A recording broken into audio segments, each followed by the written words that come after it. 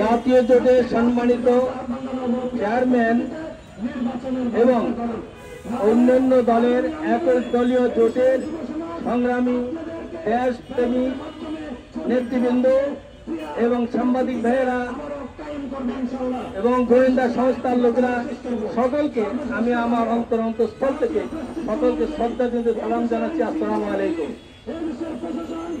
আমাদের আজকের এই মানববন্ধন মূলত পাহাড়িদেরকে নিয়ে। পাহাড়ি এই যে পার্বত্য চট্টগ্রাম এটা বাংলাদেশের অংশ।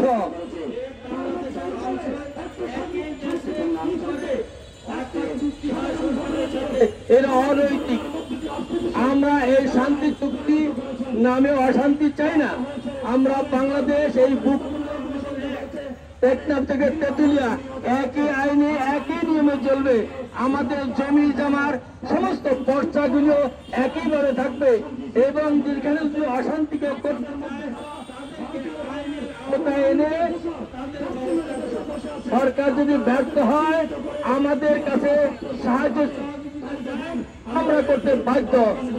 কিন্তু আমরা চাই সকল ভূখণ্ডে আমরা সমানভাবে একই আইনে একইভাবে বসবাস করব।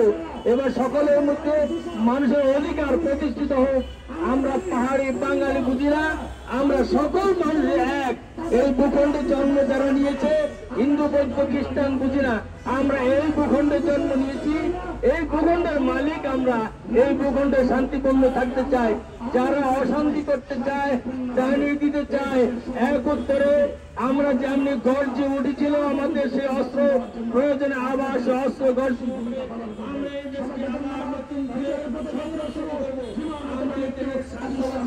শান্তি চাই, আমরা অশান্তি চাই না।